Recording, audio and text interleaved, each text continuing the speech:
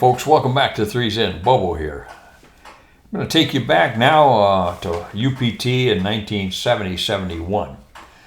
I soloed in T-38 formation on 27 January 1971. And from then until the 19th of February, almost 3 weeks, I suppose, life got fast and furious with me. I was flying my butt off. I look at this grade sheet of mine here, and I see where from the 5th through the 19th of February, I flew 11 rides, 5 dual and 6 solo in formation.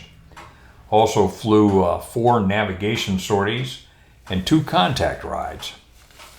It was like I was meeting myself coming and going, and I had a ball. Boy, that was fun during that time. I can still remember it. A couple rides of significance during this. One ride comes to mind where I was flying with my flight commander and Mike I in the other airplane. I was solo. And Mike was having problems with turning rejoins.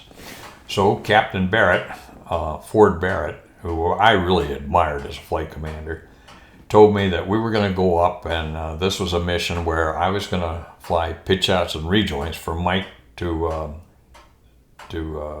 put it together. And by that time, I had been introduced to extended trail, and boy, did I love extended trail. Good God, was that fun. Flown in a position, I think what they say, 500 to 800 feet back in a 30-degree cone around lead aircraft.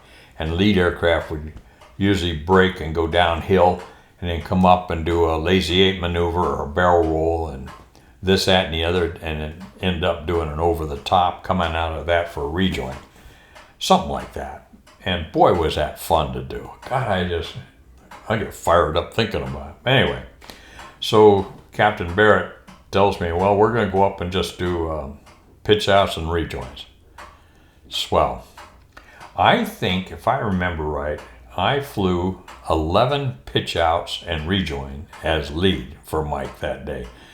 And so I would sit there after about the first 5 or so.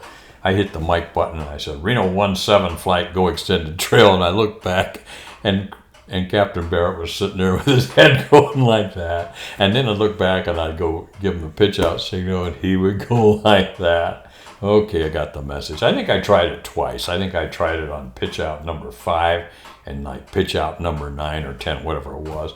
But to look back, I did it enough to where I wasn't going to do it again.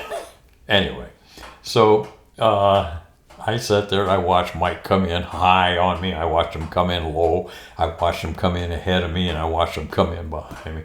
Holy crap, I felt like a sitting duck sitting up there. But anyway, Mike eventually made it through the program, so I suppose it was well worth it. But good Lord, it was killing me not to do some extended trail or whatever. That was a mission when I took off as lead, flew lead, and then came back as lead, and to a pitch out and rejoin. We couldn't lead landings when I was a student as solo. We couldn't do that. At any rate, that's one of my more memorable 2-ship rides.